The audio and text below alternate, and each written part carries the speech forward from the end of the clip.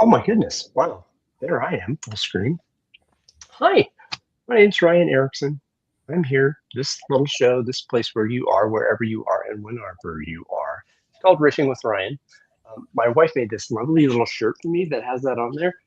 Um, that makes me feel good. I don't know if it'll make you feel good. I hope you feel good where you are, whenever you are. I am here today with um, a person who, dare I say, I love him.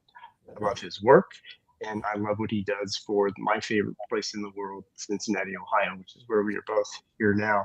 Um, the gentleman does not need much more introduction than that. Um, his name is Peter Block, and he's now on the screen with me. Hi, Peter. Hi, Ryan. Thank you for inviting me into this, whatever it's going to be. Exactly. Let us call it an open space for the moment. It will be open for however long it's open. Um, so thank you for being here. I doubt that there's anyone who doesn't really know who you are and why you're here on the planet and what you mean to Cincinnati in the world of organization development. My first thought, just to kind of connect us here, is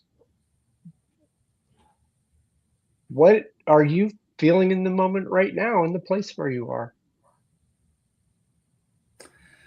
Well, it's like people asking me, how am I doing? I don't know whether to say fine or talk for 3 hours. And I try to find a place in between. I feel we have as much control over our lives as we ever did. At a personal level, I'm old and I'm healthy. And so every time I start whining, I remind myself that I have everything that matters. And I don't know, I'm grateful that there's work that I still care about and I can be with moments like this. So I feel grateful. And as far as the larger world, it scares me to death, literally.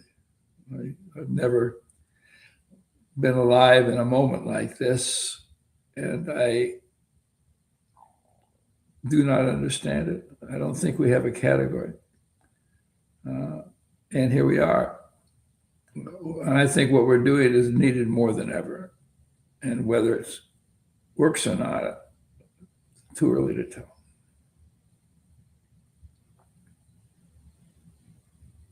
Whether it works or not. Um, One of the first things I read of yours was the answer to how is yes, and that you said, well, how does it work? Well, isn't it more important to talk about what matters than what works? And that's the title of the episode here is, why community matters. And when I called you to come in here and play with me, was I want to know here and now, in this moment, like you said, um, why does community matter to you? I have come to understand that for all the commons that we care about, including raising a child, or my being safe in my neighborhood, or my being healthy, or my making a living, or my caring about people that are vulnerable, or the planet, our sense of community, trust, social capital is a major determinant of our well being, period. And community doesn't mean I'm caring about my neighborhood, it means I trust my neighbors. And I feel that whoever is in my neighborhood, we have the capacity to answer all those questions. And I no longer believe in outsourcing responsibility for things that matter, my health, my safety, my children. I really believe that's in our collective capacity. And I just revised the community book for the third time. And it's that clarity that had me reread the book and sharpen it up. Oh, okay. So rereading the book,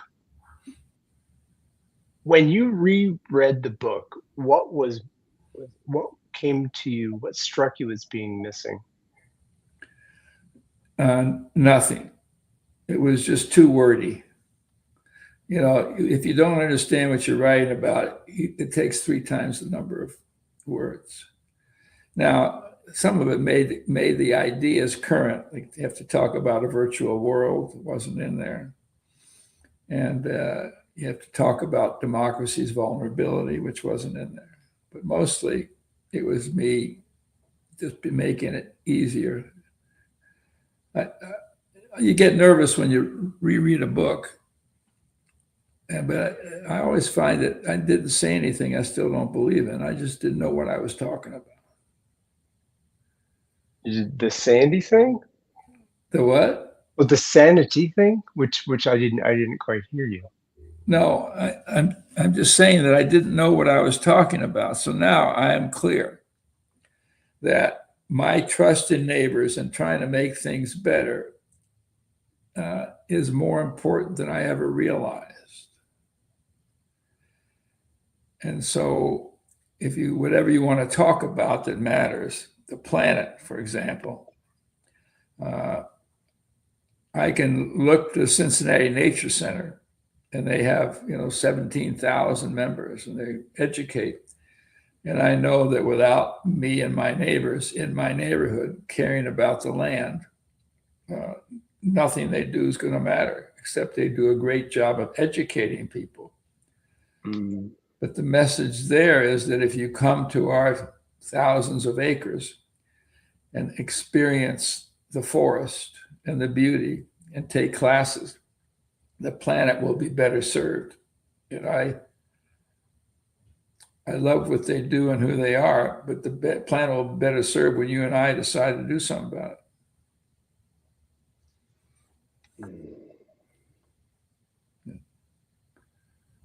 When you and I decide something to do about it, the you and I part is the part, the connection part, connecting you and me and us into the place where we are. And once we're connected, then connected, we care about the place. I love this. I'm connected to you. And then comes a little bit of the sticky part about what now what do we come to agreement on about what is that thing we wish to do with this place, Exactly. and that's um, that's kind of what is now, if we embody the book, right? If the reader creates the book, if I'm creating the book in this place, right, we've created community. Okay, all right, Peter, you're down in Clifton, I'm here in Woodlawn. What do we do with this place? Well, there's not much you and I can do, but I have 8,500 neighbors in Clifton. So I take place very literally. Not Cincinnati is too big. I've tried touching the city and I can't reach it. But I have 8,500 neighbors, and I can decide that I will create in this neighborhood. At least I put my effort in it. Half the stuff's not successful. The world I want to inhabit. So it's really neighborliness, okay? Because that's to me, the path forward is to say, well, and then it's easy for me to meet with my neighbors and say, what do you care about? And what can we do about that? There's nothing to argue about. I'm glad they have a different perspective. But once we agree that we care about the Burnett Woods, and they're going to want to take a half acre of land and spend $400,000 for a dog park for about 30 people.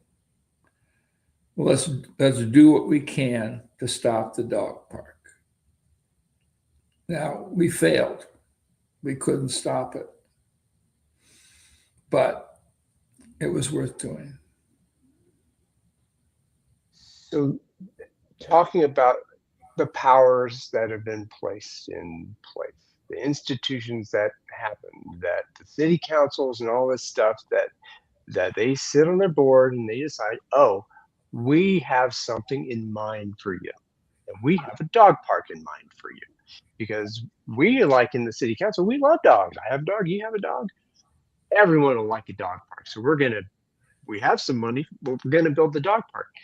But what has not happened is it's already set. It's already a possibility. I'm going to impose upon you. And the the voice of the citizens in the place is not Powerful. accounted for. Right. So what we have done a convening here in town, locally in the neighborhood. And we have this great energy around these ideas that happened, and the the possibility that I saw there, and that I'm hoping is a pattern. Let's set an agenda for the city council, for the planning commission. Let's don't wait for them to say what they have in mind for us. Why don't we inform them what we have in mind for us, and hire them to support us? Is that so? What's so hard about that? That's why the answer to how is yes. Will that matter if we meet with city council and tell them we do not want a hotel in my neighborhood? So just, I do not want a dog park. They may or may not listen. And so half of the things we do with social capital may not work, but it changes our well-being. The fact that we got together on that dog park means my health will be better. That if people engage in volunteer social work, social-oriented work in their neighborhood, they live a year or two longer. If I trust my neighborhood is safer. There may be nothing we can do to influence the city council's mind, and most of the time we can't. But in the effort, there are parallel benefits that come from the effort itself, even if the outcome didn't work. That's what's complicated. Community is our trust in each other and our efforts to make the place better. Now, does it work all the time? No. It does, but the point is that in our effort to make the place better, we are better off, regardless of what city council does, regardless if they want to build a soccer stadium, what used to be a black historic neighborhood. I know that I and the 30 people that engaged with each other around the dog park trust each other. Whatever else comes up, we have each other. And I know, based on a lot of Putnam's research, that if we do that, I will be healthier just because I made the effort. My children will be better off and do better in school just because their parents made the effort. And that's what's so elusive about this idea of community. It's done for its own sake. And, the empire will decide what it wants to do, but I'm safer in my neighborhood because 6 of us decided to do something about a dog park that failed.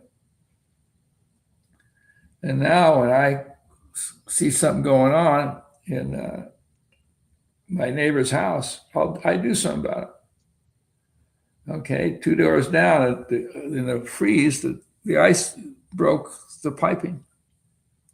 And 1 door down, he comes to me and says, Peter, do you know who lives in that house? I say, yeah, I do. Can you do something about it? I say, yes, I will.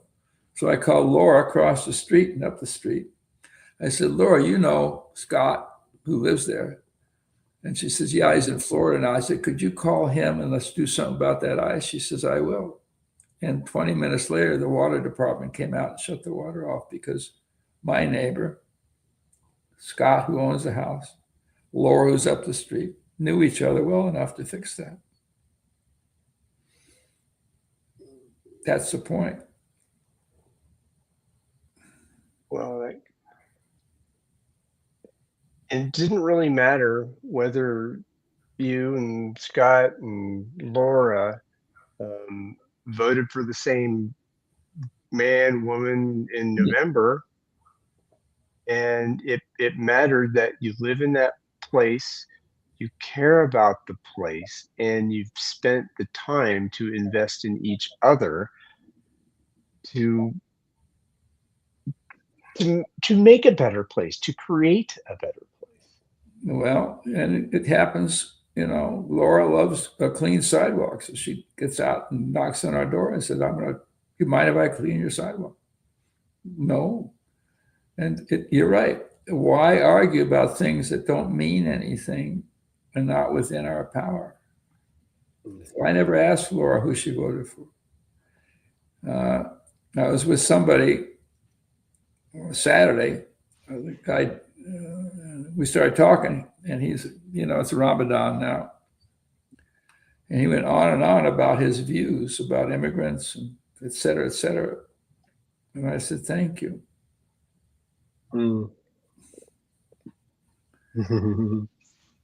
All those conversations don't take me anywhere.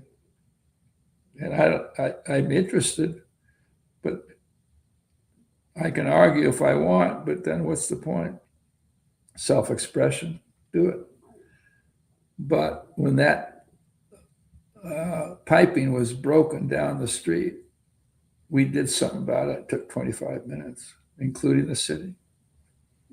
That's my well-being is more about my houseworking than arguing about the vote. And I'm trying to, the empire exists everywhere. Like during the campaign in November, I know some people running for office. And I said, would you be willing during your campaign stops, instead of selling the cliches, what we stand for, break people into small groups and ask them the question for the things they care most about. How can you support them as a councilman? And they say, you can't do that. Why can't you do it? Well, it's just not done that way. And I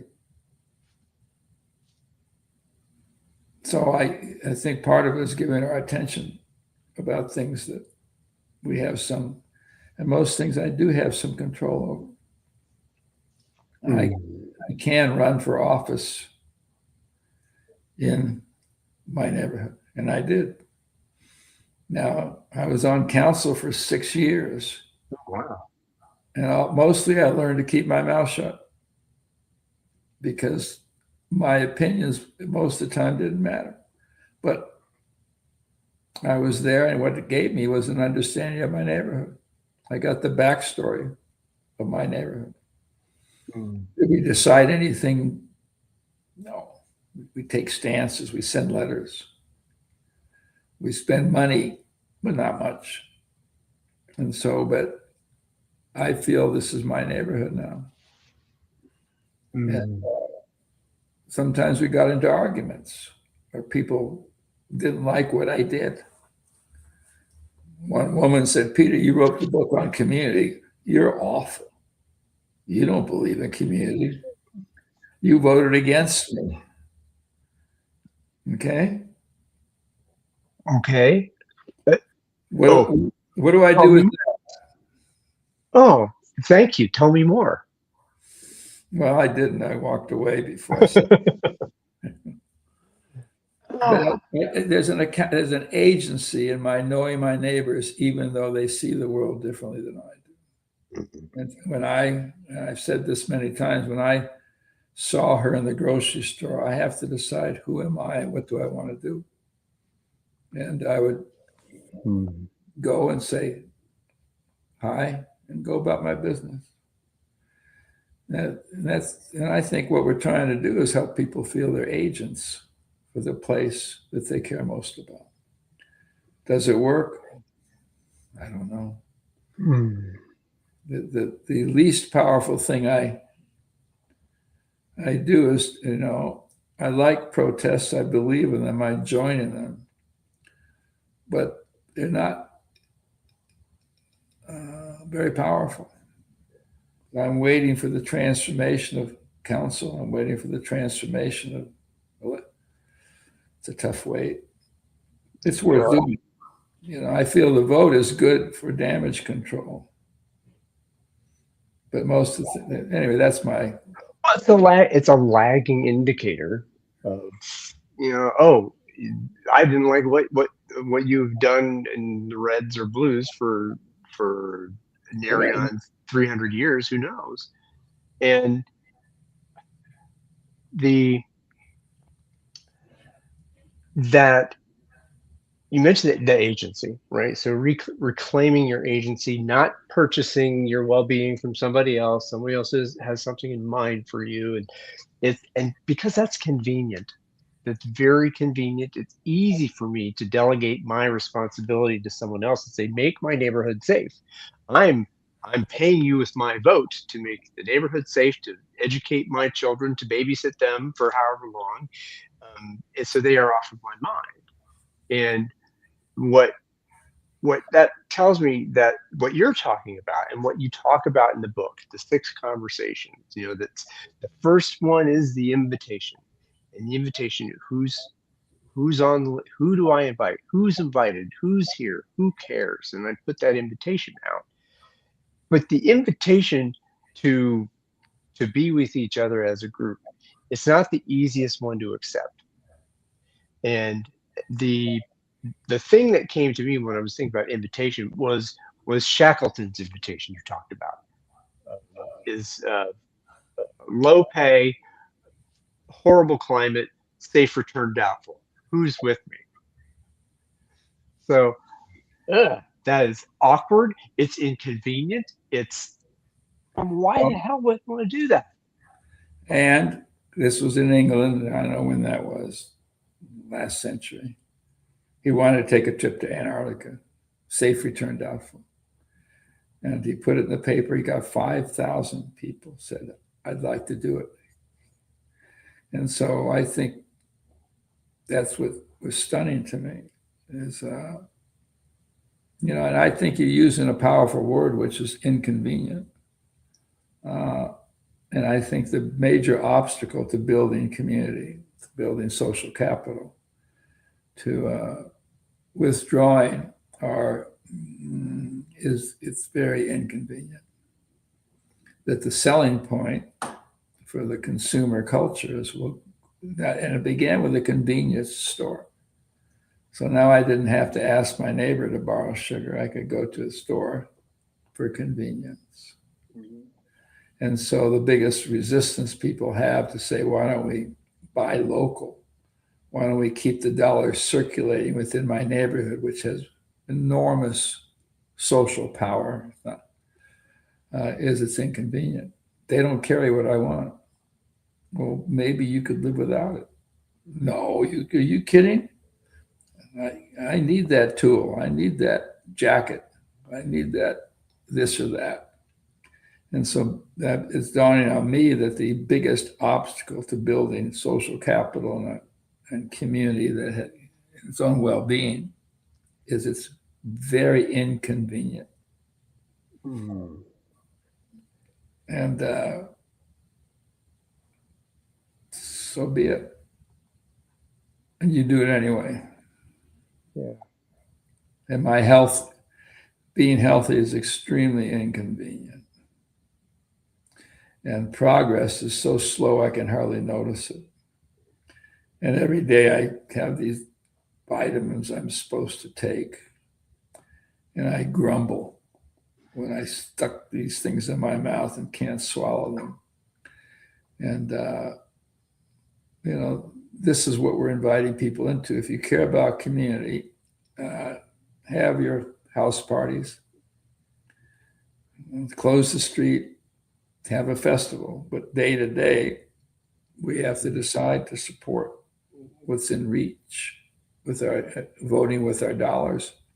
Mm-hmm. And in terms of my health, 15% of my health is part of the healthcare industry.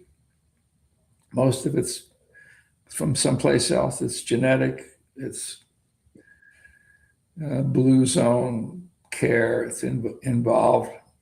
I have a friend who's a heart surgeon. He says the one thing people can do to keep from having repeat surgery on their heart is to engage with other people in a 6-person discussion once a month about how they're doing and managing. So inconvenience, slow. Yeah. Connection is slow. It's slow, inconvenient, inefficient, and sometimes awkward. It's awkward. Why do I want to be awkward? These I'm okay. Well, I'm okay being awkward. And What we do, if I can interrupt you, oh, go ahead, please. is the book offers accelerated connection.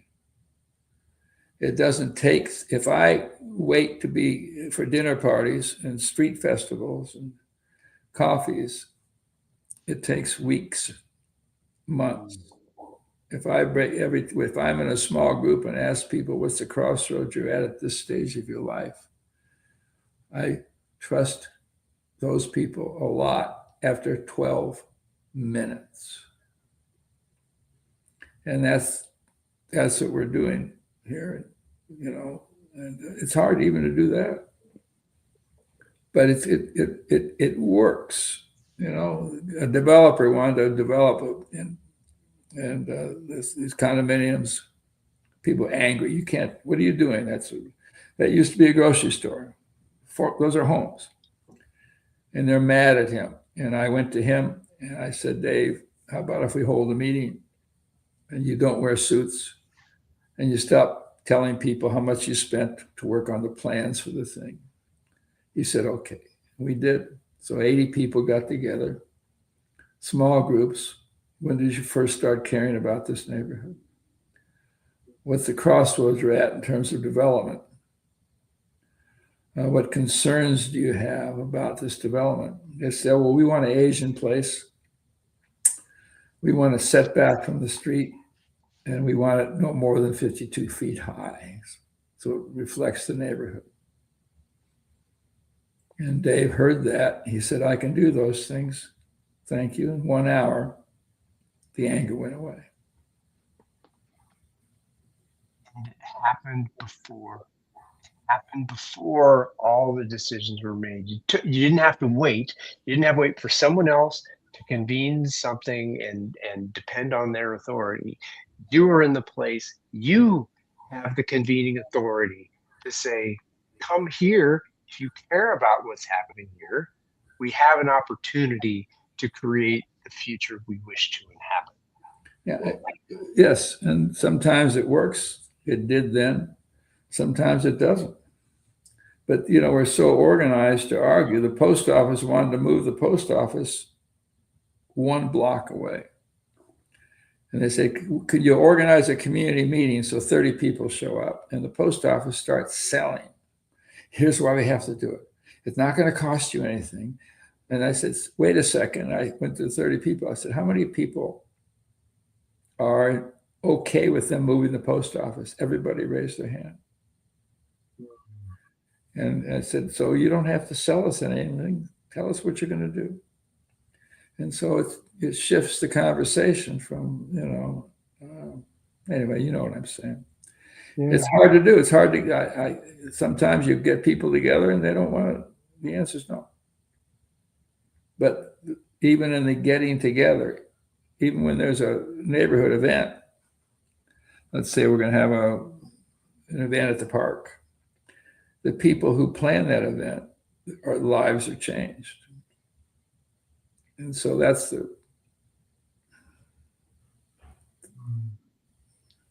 how is this sounding to you? Unrealistic, naive, foolish, irresponsible? So be it.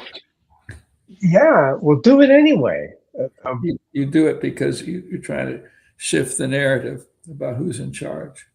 This is an exodus. We're trying to depart the colonial narrative that only they can decide what's best for us. Yeah, that's what's at stake. And it's not resistance just as much as it is departure.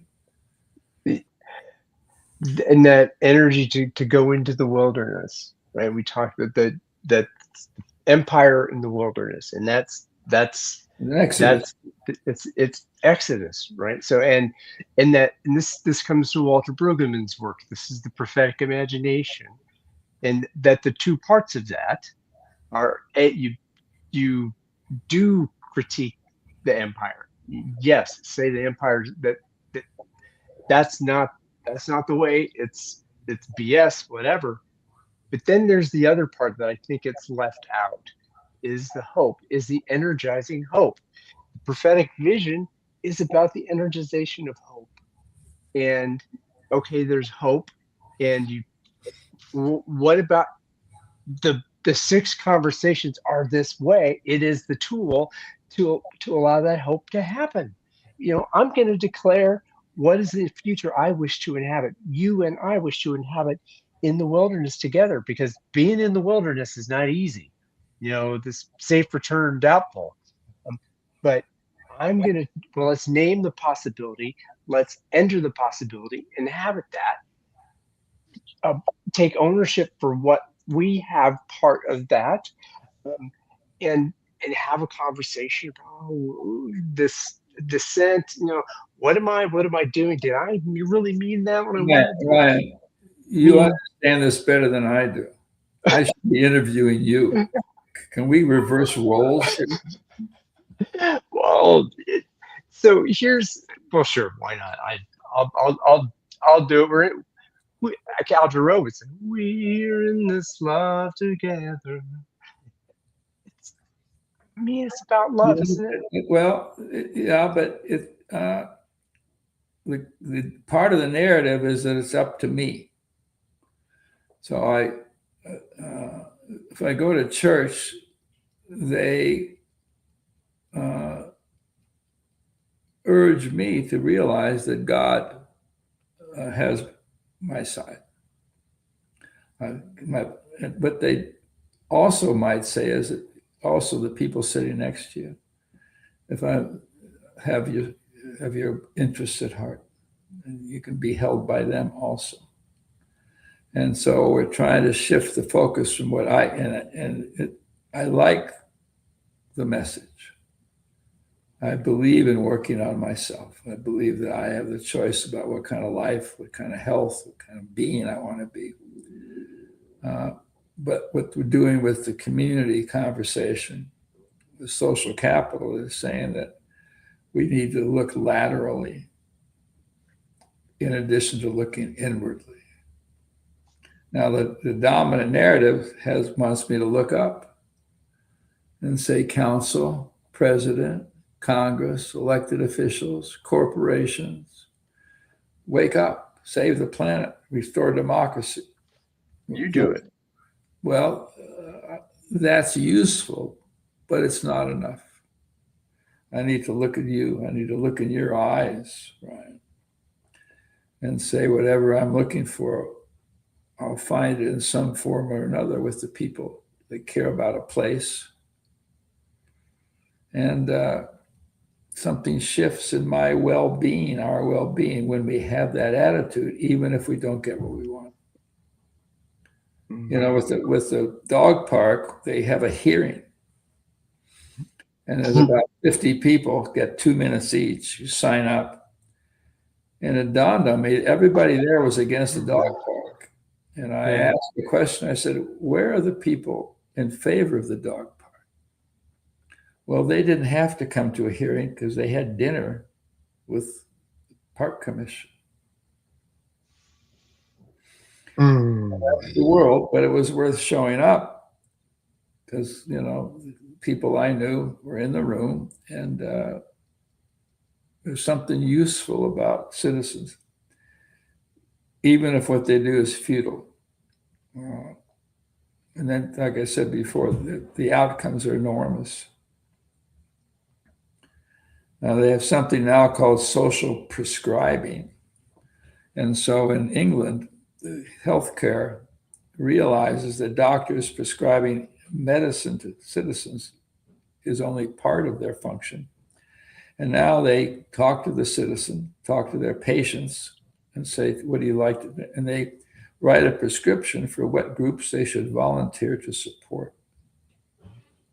Because they know if people give 100 hours a year to a cause outside their family, they live 2 years longer. Mm. And You'll never hear that story unless you look for it. So the other thing we're trying to do is change the nature of the newsroom and say, why don't we report on that as news that's as urgent and as important as what council voted on yesterday? this brings me right into the here and now of what's happening with the book, and B, what's going to happen here in May. Because I know you're talking with Peter Pula, you know, a journalist in generative journalism, Charles Holmes, and working on this thing in Cincinnati about connecting for the common good and bringing. I would like you to say a little bit more about that and what's the declaration of possibility that you're naming for us here in May. Who everybody's invited to, fly here, please. Yeah. So the meaning is that there are people that are connectors. You're one, Ryan, just by their nature. And why don't we treat connecting as more important than leadership? Why don't we say that the way the world changes, the way institutions get better, is when peers decide to trust each other and make this thing work? Where all of our attention now is on the corner office and the boss. So I want to shift my attention to people who are connectors. And I want to launch the notion that connecting for the common good is more powerful than running for office. So we're gathering to launch this movement effort in Cincinnati, bring 100, 150 people together who are connectors. And we're not teaching connecting. We're saying, why don't we decide how to create impact and continuity from the fact you're connectors? And why don't we tell the story? So part of what we're doing is having a newsroom. And so everybody coming will be interviewed. We're going to have people learn to tell each other's stories, and we're collecting stories. And then we have connections with some newspapers. And we say, we're going to provide stories for you. It's not going to cost you anything, but it's about what connectors are doing to build a creative economy. Surrounded by the market economy. The creative economy means that everything that matters most to me, we are producing now. It's just not that monetized. And so we don't find it interesting. All we measure is the monetization of our culture. Dow Jones. So we're trying to say, well, why don't we measure trust? Why don't we measure belonging? Why don't we measure things you're doing to make the place better? So this May, and you're all invited, okay, is to begin to us to learn how do we make the creative economy the center of our attention, and how do we honor and build the idea that connectors produce much of what matters most to us. So we're trying to reestablish connectors as central to our common good. So that's good luck. Yeah, well, safe return doubtful, but this connects the idea, what designed learning has been all about for a long time. This is leader as convener, right? So leader as convener, okay, you have to have convening authority to get people to show up. If nobody shows up, nobody cares, nobody shows up.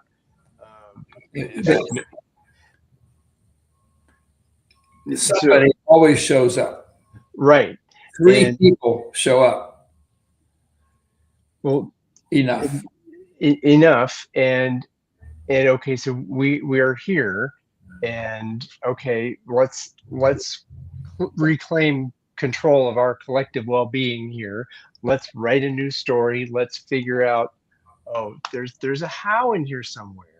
Yes. You mentioned measurement. I wanted to go back to measurement for a second, because that one of the things I learned from you in the book was that there are people, there is the GDP is not the Bible. There are other ways to measure, all measuring, geeks out there. You can measure well-being, right? This is Mark Anielski has talked about that. This is the measurement of well-being. And you don't have to measure scale and money and consumption and all that stuff or wealth accumulation. Beautiful. You have some, let's accumulate. But what matters is like what you said about the people in Clifton coming together is our well-being. And how do you connect the lovely feelings of well-being to actually we can say the well-being here. We can articulate it and invite people into that. That was really powerful to me. That struck me about a possibility that not only can we change the story, but we can change the numbers. We can change Well, we that. decide which numbers matter. Yes. Because right now, the way we label each other is in support of the market economy. And so we have names for each other. Every city talks about homeless people. Well, that's not who they are. Mm. All right. And so we measure people by average annual income. That's not who they are.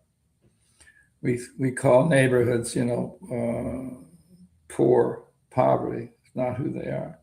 There is life. There is a creative economy within every square block in a city. And there are people who are generous, who care for each other, have all the human qualities that you look for. It's just that we see them as if they're broken. How about if we see now, should we do something about poverty? Absolutely.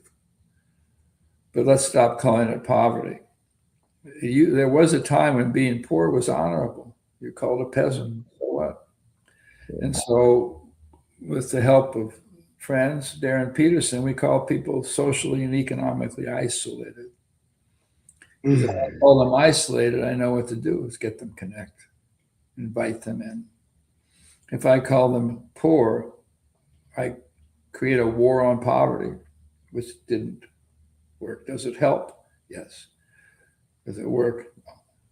And so that's the shift in thinking, and you're so clear about it, Ron. You understand it so beautifully.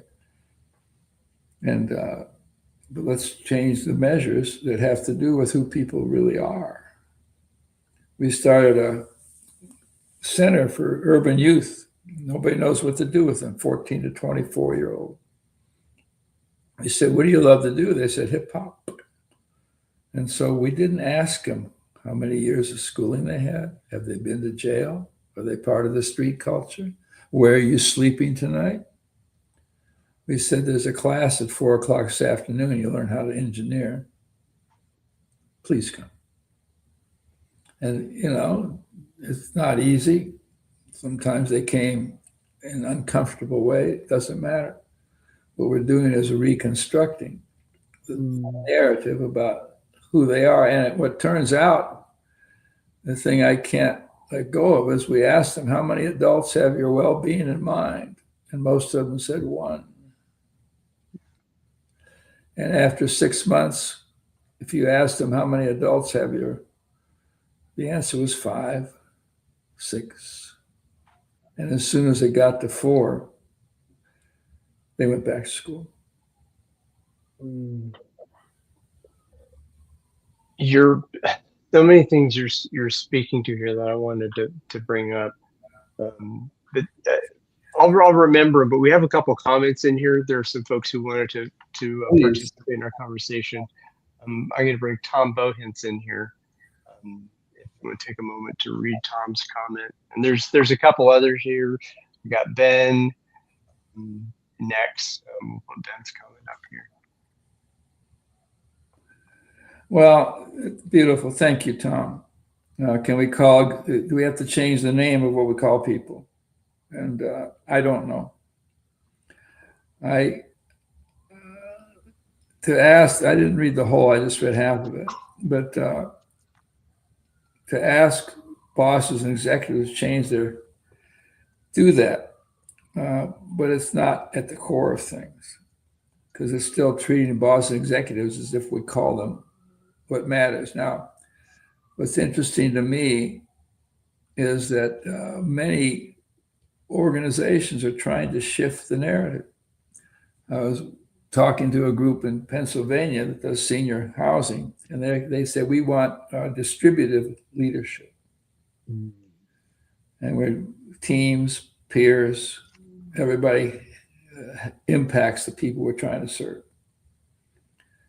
And what we offer is the delivery system for that. Small groups, not PowerPoint, not being clear about what we mean by distributive leadership, not saying, look at us, we're role models, but saying, let's engage people as peers and let's do it with our customers. Mm. People over 55, why don't we get them to connect with each other and stop trying to entertain them, but ask them, what do you care? And so I think the small group methodology, the protocols for the common good, have the means and delivery for people to act out what they have in mind. And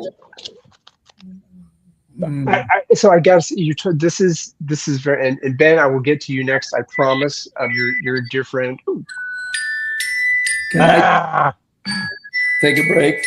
Sure, we'll break for a second. I'm sorry. That's okay.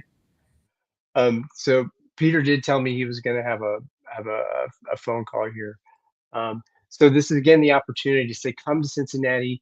I've got the URL at the bottom, connectingforthecommongood.com. It's not a big ask in terms of what you'll get when you come here.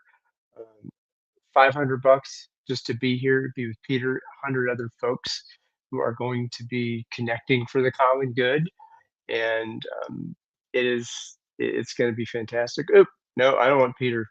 Peter's on there. What I'm going to bring back here when Peter comes back on camera is he talked about again the protocols and the tools and the who's there? Oh, the protocols and the tools. And Peter's back on. I'm on here. I'll come out. So Peter, when you mentioned protocols, you mentioned what's happened here. I did say a little bit about that. You brought this little book into my mind. You know that well, why would I bring that up here? Because the book, the new book especially, and the book, it's a tool for conviviality. It is a tool that brings people together, together, viviality, life. It's these tools on my screen, tool of life. And the protocols we're talking about, 6 conversations, they are tools that are easy to use. All you need to do is practice. Been around for 20 years or 25 years, more than that. Open space technology, another tool, been around for 40, 50 years and in thousands of years in the African continent. Sit in a circle, put up a bulletin board, open a marketplace, get to work. Is that so hard? No, it's not so hard. And I hope that this workshop, get to work, use the tools of conviviality to bring people together. So the tools are all around us. It's not just our workshop. The problem is they're too simple. They say, well, when we come together, why don't we? There's 12 of us in the room, or there's 100 of us in the room. Why don't we break into groups of 3 and share with each other why it's important to be here? And you have 7 minutes, and don't be helpful. Well, that's pretty simple. Okay, you don't need a graduate degree just to do that. And if people do that, the room energy field changes.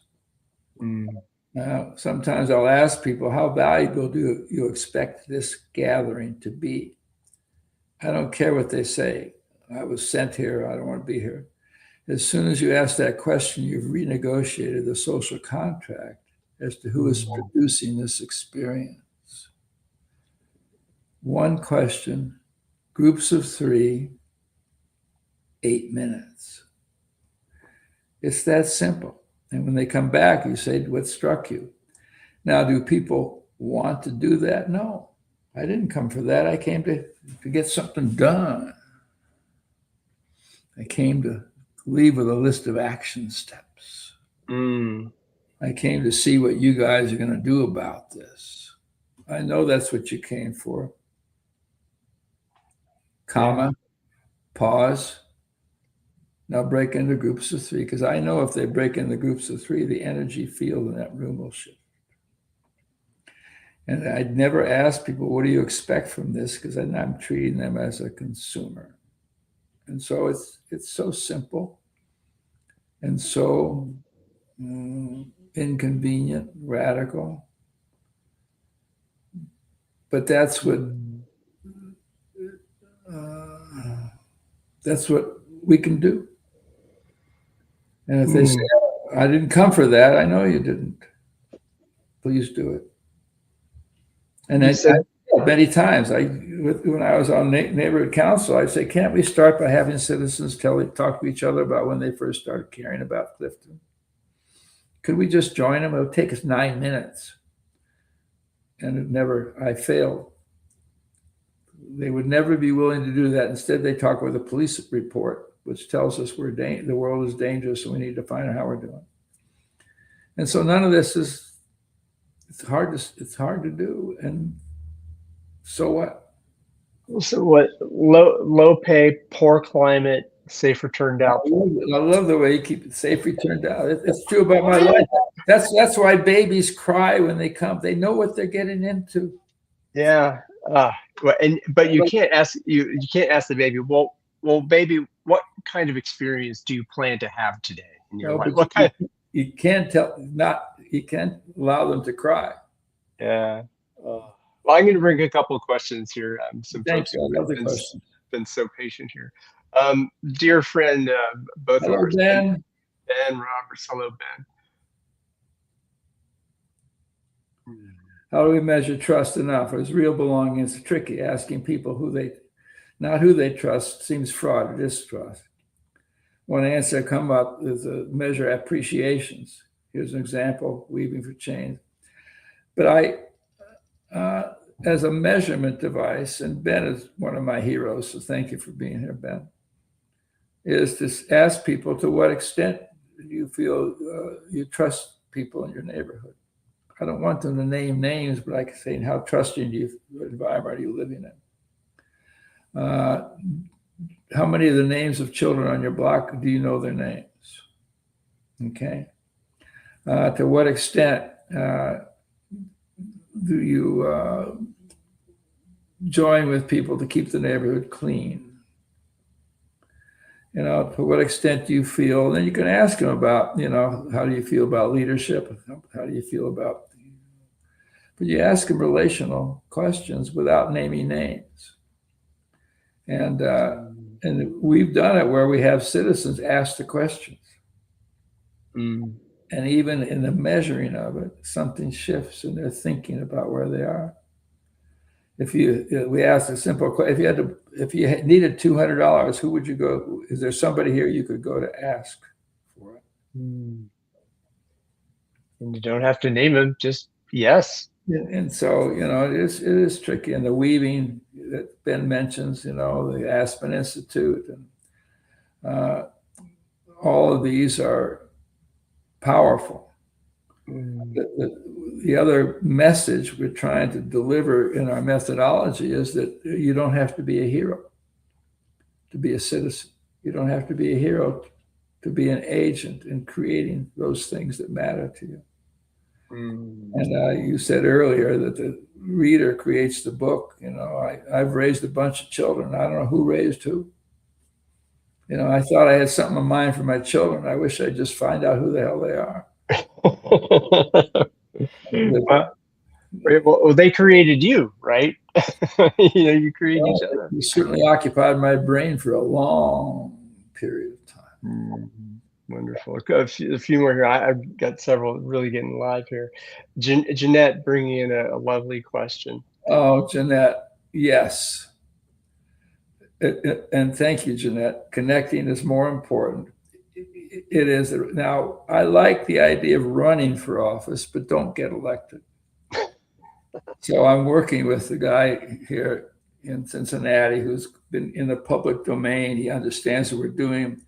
He's worked with planning commissions. He worked with budgeting. I said, Jeff, why don't you run for office and we'll use your campaign to connect citizens with each other. So everybody, you're on a platform and you say, okay, Jeff, you've got 20 minutes to explain what you're doing. You say, thank you. I'd like to, but first I'd like people to talk to two people around them. Mm-hmm. And so that they don't know. But? That they don't know, two strangers, right? And so, but what you said is totally true. That running for office, I'm glad people do it. Anybody calls me, the first thing for money, I say thank you for running. And it matters, but those structures aren't working. People are well-meaning, but the questions they're presented with don't take us anywhere. It's all about the money. And so run for office. Thank you for caring, but let's make the campaign a methodology, a means for creating the commons and getting citizens realizing that everything they came to hear what I'm going to do about, they also have agency in caring for the child and caring for the vulnerable and caring for the poor and caring for the African Americans and caring for whoever they wanted me to handle. I'll do what I can, but you're much more powerful than I am. Love the stranger, you know. Welcome the stranger is the essence of everything. Yeah. Is somebody still at your door? No, sorry. Oh no, that's okay. The problem is that my garage door isn't working, and the guy could only come during this call, and so sorry about that. I'm selfish. Oh no, not. You're like the least selfish person I know, so please don't do that. Keep looking. Okay, all right. So there's a few more here. I had to bring this one. I was going to bring this one in Jack, myself. hello, Jack. These are friends of mine. This is a reunion. Yeah, I think we got some more coming here too. So yes, I heard that sentence from Werner Erhard. All transformational linguistic, and that's why the word narrative is so powerful. And thank you, Jack. And once I believe that, then it gives me something I can hold on to. That we can change the nature of what the questions do, and what the common good protocols do is they change the nature of the conversation. And let's only have conversations that take us somewhere. Yeah. Not conversations about what they're doing, what they should be doing. That's why research, I wrote a column called Research Causes Cancer in Rats. And I don't know about the column, but I love the title. And the notion is that the conversation we have, what's wrong with you, doesn't take, it's useful. It's science, the methodology of science doesn't impact how we live day to day with each other. It's good for science. I'm glad they do research on cancer, but we can't use that as a methodology for the common good. The methodology of common good is to say, what are the conversations we can have that take us somewhere? And they're always ones that people having the conversations have some agency in what they care most about. What strikes me there is the truth about there's the scientific mode, and the mode is a mode of analysis. How do you analyze? You take stuff apart, look at the little things. What's the problem with that thing? Treat that problem. Treat, and just hope that the problem goes away, as opposed to, well, the relation. Instead of bringing things apart, if you bring things together, you're talking about the relationship, the magnetism, the space in between, and the energy to go, somewhere. Yes, you can in physical things. I want the analytical approach to building a bridge, to telling me whether my heart is a problem. Okay, I'm old enough that I am the target audience for a lot of people. Mm. But when it comes to the common good, when it comes to our social capital, when it comes to caring and raising a child, making a living, being safe, longer term health, that scientific method is not powerful. We've analyzed, we've done 12 studies in Cincinnati on the existence of racism. Does it exist? Did we find that out? Yes, that's what they found. Yes, we have a problem. What do you plan to do about it? I think we need further study. And so for social world, culture, who we are together, the analytical process is much less useful than it is for the, healthcare profession and building bridges and buildings and all the stuff that science has helped us with. Well, science has helped us build a world. The dead world of man-made stuff is important. It has served us for millennia, right? And the tools of building the man-made world are super great. They're very efficient, very productive. And especially the large language model tools that are so great at creating language, and it's nice to delegate the responsibility of creating the language of the future to a machine. Very convenient, you know. Um, but it doesn't speak to the humanity of creating. Of, Right? Right. oh, I mean, got it does make a difference. Like the printing press was huge. mm, The telegraph was huge. I could actually communicate with people how to be on my site. The wheel, whoever invented the wheel, I'm very grateful. But it doesn't end wars. It doesn't bring peace. It doesn't bring peace of mind. It's just extremely useful. That's why to talk about building social capital or common good, first you have to deal with my willingness for inconvenience. and space and silence and slow down, and scale is not the point. Speed kills. I like to say that speed kills. Slow saves, and that's It commodifies us. It doesn't kill us. I'll still be alive. yeah. Into a commodity, and AI is just today's version. The wheel and the printing press was much more radical than Yeah. AI. AI is just it's pure convenience. I can go to a meeting now. I don't have to listen because it'll summarize what happened when I'm And but we I don't even have to go.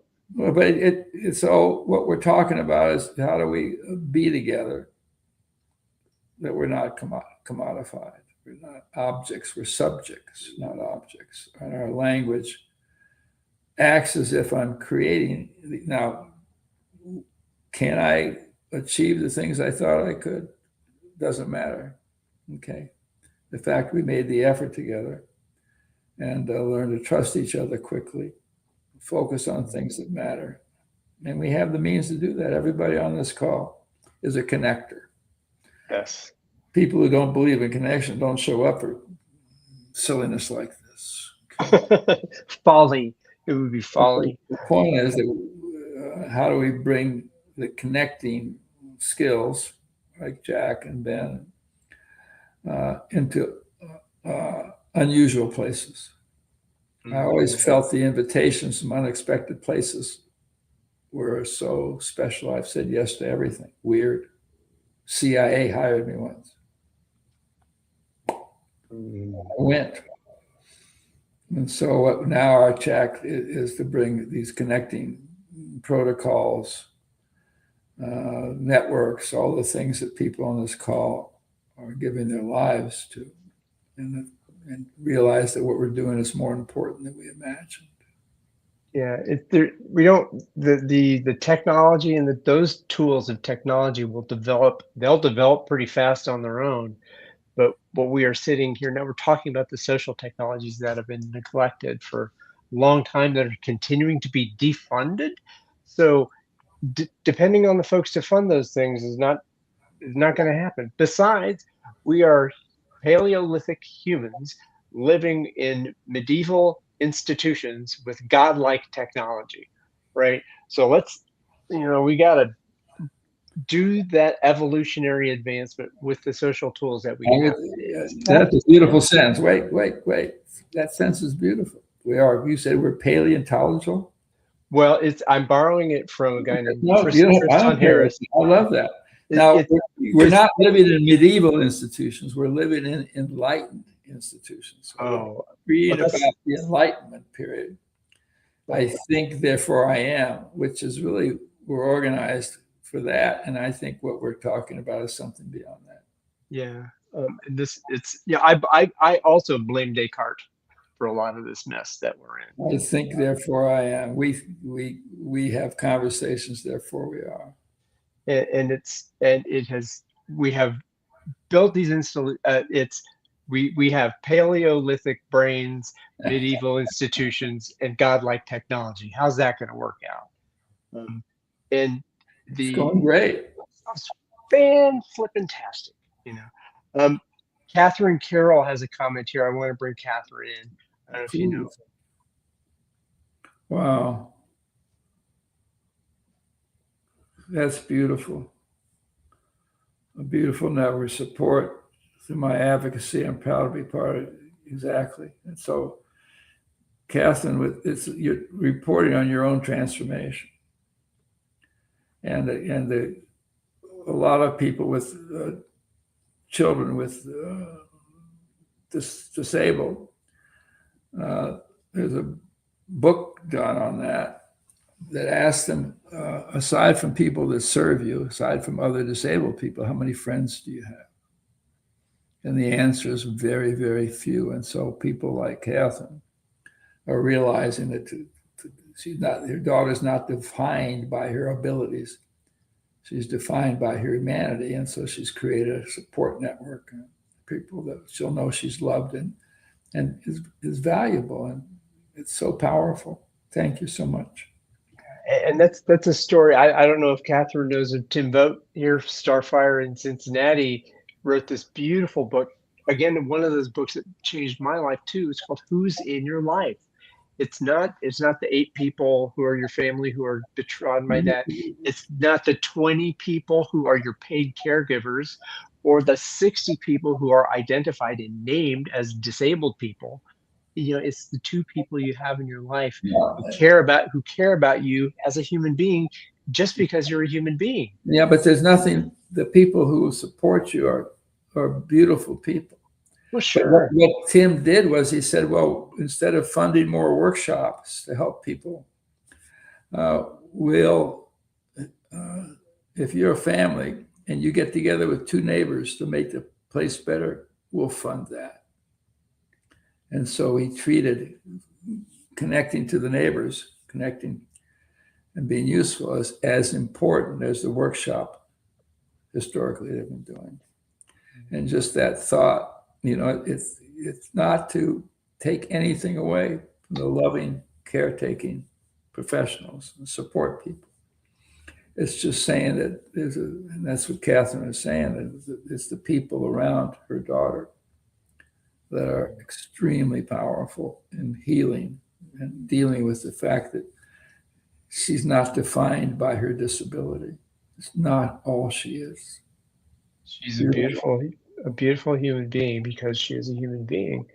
And again, I come from.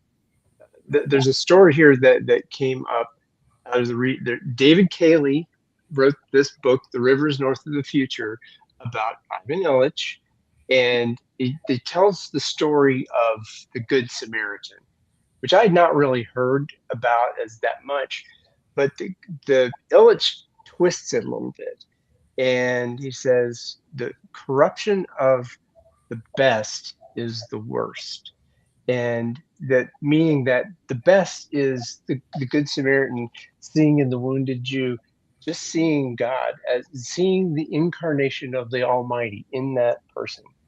And then as soon as that relationship becomes turned into a service transaction, that's the worst. We have the best of this You're, beautiful, the you're folly of amazing. love. You are amazing, Ryan.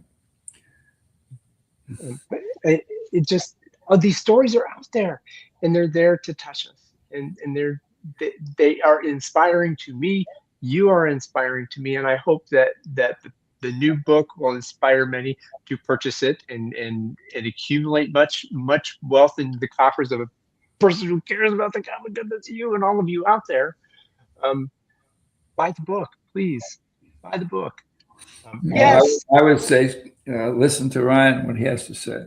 The way you capture things, the way you connect things and see their importance is miraculous. Just okay. Just being with you is inspiring. Period. Period. Oof. Wow. Well, it was a gift. I'll name the gift of you being here, the Just gift of your work, and that that I wish to activate the common good. you are. I want to be the book here. All everyone and those of you who are out there, I love you to make the book No, and you these don't. books in your life. Ryan, stop that. Oh, come on. You're the book. For you to bring Kaylee and Illich into this conversation about the Good Samaritan, well, that's amazing. And what Illich did is he helped us rethink, reimagine things that we took for granted. And he was amazing.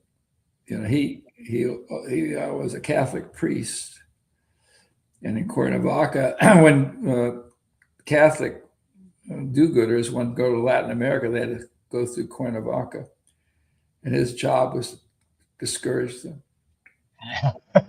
He got kicked out of the church for that, right? Well, whatever. Yeah. Anyway, thank you so much, Ryan. You're a gift. Thank you. Well, we do have one more comment from here, and I know, I like the comments of what I came for. yeah. So from Ben also. Co-fund eco community. Yes. Seventh conversation in addition to the sixth outline. Wonderful. So go find out what Ben's doing because it's got to be beautiful. And the notion of the conversations is any conversation. These are conversational domains. They're not specific questions. And the beauty is what Ben is perfect about is that the questions bring us together and the answers keep us apart. And it's not like this. The conversation domains and trust is whatever conversation you hold that you bring people into in your presence, as long as it's a question and there's no prescriptions allowed, takes us somewhere. And so we have to create the questions that matter most to us. And thank you. I would like to ask you a couple questions. Okay. The first one, is there anything you wish to bring into our space that you did not have the opportunity to do today? No, my mind these days is on the veil, and how do we stop living into the myths of progress, the myths of development, the myths of being productive? But no, I came here to be with you, Ryan. That was a blessing, really. Just the way you think, the way you understand these things, the way you weave them together. If I'm an excuse for you to do that, happy to be of service. Well, thank you. I liked hearing that very much. Yeah. To tell me more. So I don't. So this next question may seem like a downer. This is the coda to the Don't tune. advertise it. Just ask it. I'll ask. What's the crossroads that you are at? Exactly. Well, I'm trying to stop thinking about my future and saying the hardest thing for me to is accept the gifts that I am and just put my attention there. So I don't know where to give my attention. And that's what worries me, is that I'll be distracted. And I'm waiting for myself to quit whining. You know, and I think about every age I've been at, I had something to say about it. So just, Peter. Also, I learned from Al-Anon that the best thing is to keep your mouth shut and do it often. So my crossroads is, do I have the capacity to not have something to say about everything that comes my way? And you know, a lot of the questions have been answered for me. Have I done something useful? Could I make a living? Could I find people to care about? Could I raise a child? And so now I'm saying, so what's the question now?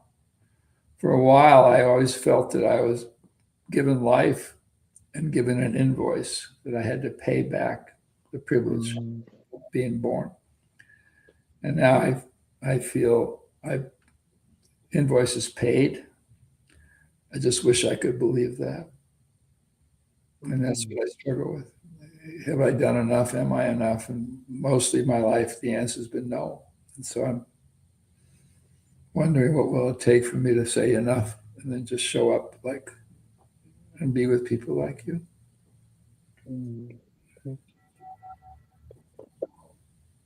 Oof. And I asked, and there's another question. I know I ask a question often. I was going to ask you this, but I think it's you hit it beautifully. Um, the question I like to ask people is, if your life's work, if the work that you are here to do could end the suffering of one person, what would that suffering be? Exactly. And you've named it beautifully as the isolation of economic and social isolation. Am I enough? Am I enough? The self-doubt, which came from I asked a question of a friend this morning, and that's what she said. Self-doubt. That's suffering. That don't doubt that you are capable and that you are a possibility. You know, and you're beautiful. Every one of you out there is beautiful too. You can see them. I can't. Oh yeah. All right. All right, man.